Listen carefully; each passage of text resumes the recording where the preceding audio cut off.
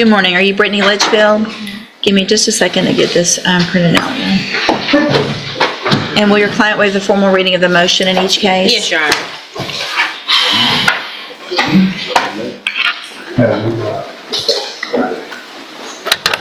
Ms. Litchfield, in cause number 21-37098, I have a motion to revoke your community supervision.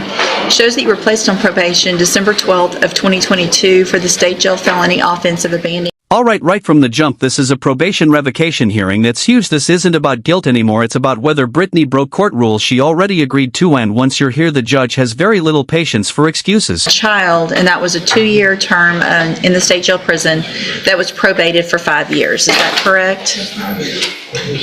Judge will still abandon, yes, 6 and 7 on each motion and just proceed on 1 through 5. In each motion, 1 through 5? Yes, ma'am.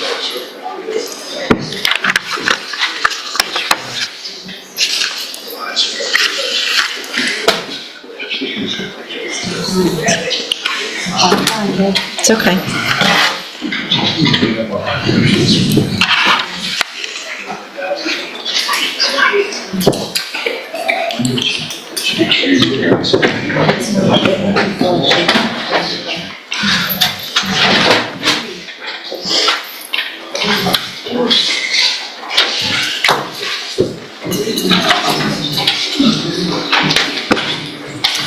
All right, and then in cause number 21-37099, I also have a motion to revoke your community supervision. Shows you were again placed on probation December 12th of 2022 for the offense of abandoning a child, and that was also a 2-year term in state jail prison that was probated for 5 years. Is that also correct? Each of these cases, the state has elected to proceed on counts 1 through 5 in the motions. They each allege in count 1 that you violated your probation by failing to report to the probation department as directed October 15th, October 31st, and November 14th of 2024. And is that true or not true? Count 2 in each case alleges that you failed to work faithfully at suitable employment and provide verification of that. Is that true or not true? Count 3 in each case alleges that you failed to immediately report to the probation officer your current address. Is that true? Now listen carefully. Missed reports, no job verification, no address update. Probation is basically a contract with the court, and this list shows breach after breach. Question for you: do you think probation sets people up to fail, or is this just accountability? True. Count 4 alleges that you failed to provide verification of performing the community service hours that were required. Is that true or not true?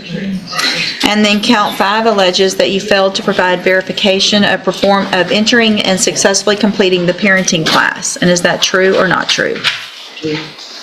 Did you enter your pleas of true to counts 1 through 5 freely and voluntarily? Yes, ma'am. And did you plead true to those counts in each case because they're actually true? In each of your cases, I have here on the tablet some documents that have your signature on them that the state's marked as Exhibit Number 1. Before you signed these, did you go over them with Ms. Holmes? Do you fully understand them? And do you understand, if I follow the agreements that you've reached with the district attorney, that you will be waiving or giving up any right to appeal?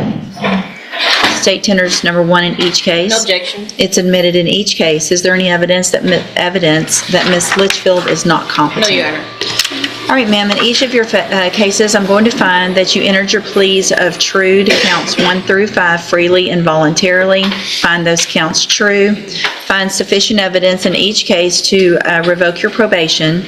In cause number 21-37098, revoke your probation and reassess your punishment in accordance with your agreement to a term of 12 months in the state jail prison.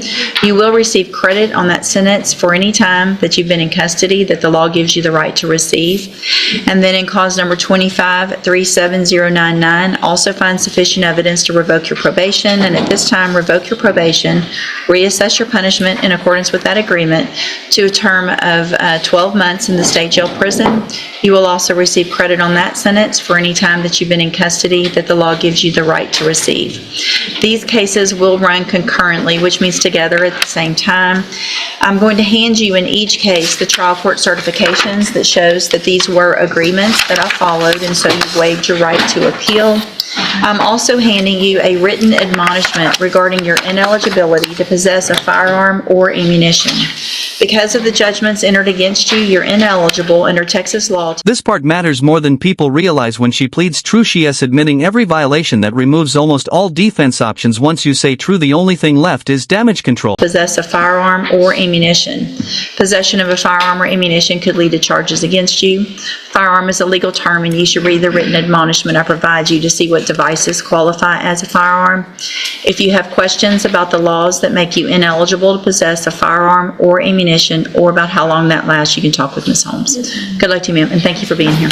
Good morning. Are you Maya Sparks? Yes, ma'am. And will your client waive the formal reading of the indictment in each case? Yes, sir. Ms. Sparks, in cause number 25, DCCR 0145, you're charged with the third-degree felony offense of assault on a public servant from October 30th of 2024. And how do you plead to that charge? Are you pleading guilty freely and voluntarily? And are you pleading guilty because you actually did what they've charged you with? Speak up, please. And then in cause number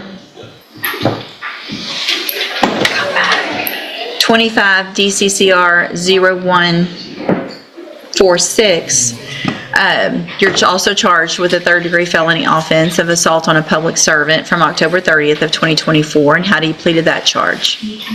Are you pleading guilty freely and voluntarily? Speak up, please. And are you pleading guilty because you did what they charged you with? In each of these cases, I have here on the tablet some documents that have your signature on them that the state has marked as Exhibit Number 1. Before you signed these, did you go over them with Ms. Holmes? Yes, ma'am. Do you fully understand them? Yes, ma'am. And do you understand, if I follow the agreement that you made with the district attorney, that you will be waiving or giving up any right to appeal?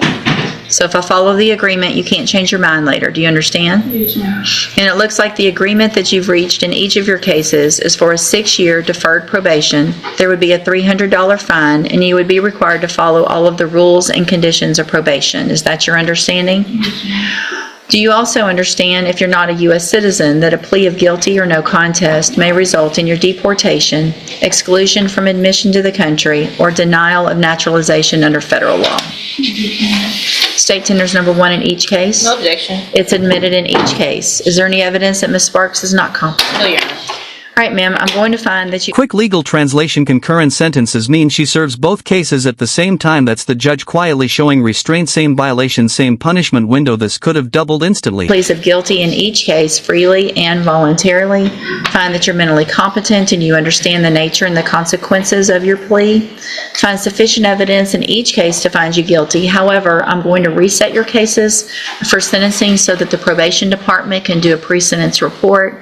That'll give me more information about you and your cases, and then we will come back at a later date for sentencing. Mr. Nichols, what is the state's position on bond? Judge, I'm a little concerned about a PSI bond because of the way these cases occurred. There might be an issue that I do anticipate she at the very least being placed on mental health caseload.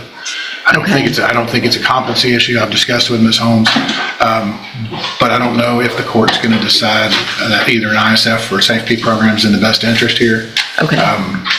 The facts in this case involve threatening staff at a school, so it gives me a little bit extra concern. And there was one jail incident in the last week that gave me a little concern as well. Okay. Yes, Your Honor. So Ms. Sparks and I have spoken with her mother. Her mother is here on this particular incident. There was a episode. She had a mental episode where she was not on medication at that time. She is compliant on medication now. Okay. And we are asking, her mother is taking care of her child. Her child was attending that school that she went to.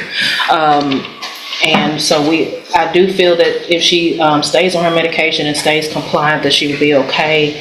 And so we were asking if the court would consider a PSI bond. I guess the concern is without the probation order where, has she been to Spindletop before have you gone through Spindletop before? Yeah, You are a Spindletop patient? She's diagnosed bipolar and major depressive disorder. Okay.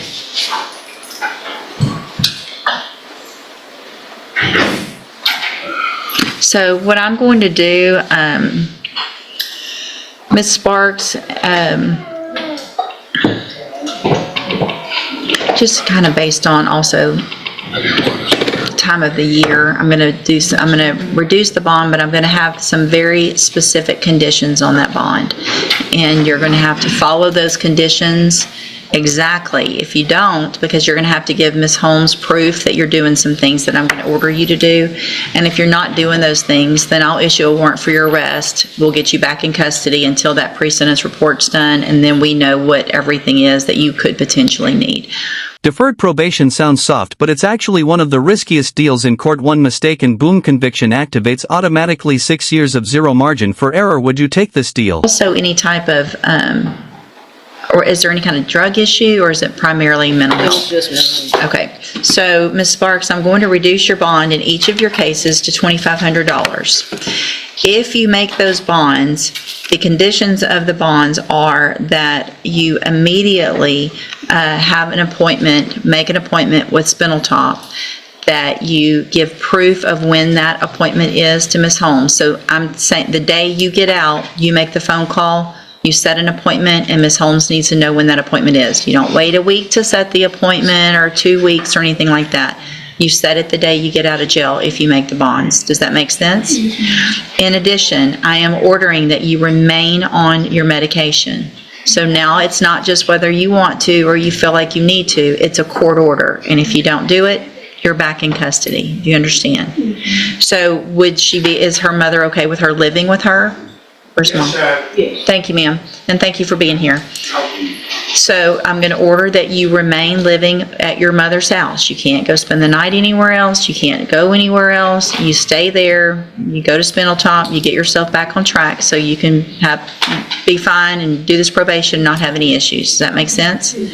You are not to go to any of the schools wherever your child or children are going to school. You are not allowed to go there, period. Do you understand? Okay, that's not until I order otherwise. So for now, you cannot go to any school that they are attending. Okay, if somebody needs to pick up and drop off, that's going to be her or someone else. If there's a school program between now and when you come back, I don't care. You don't get to go. Do you understand how serious I am about that? Yes, ma'am. Okay. Any other conditions that you feel I like? think that will cover it, Your Honor. Okay. All right. We'll see you back at sentencing. You can go back with. This is the court shifting from punishment to protection. Reduced bond but ironclad conditions, medication compliance, mental health supervision, housing control. The judge is saying he'll give you a chance, but I'm watching everything.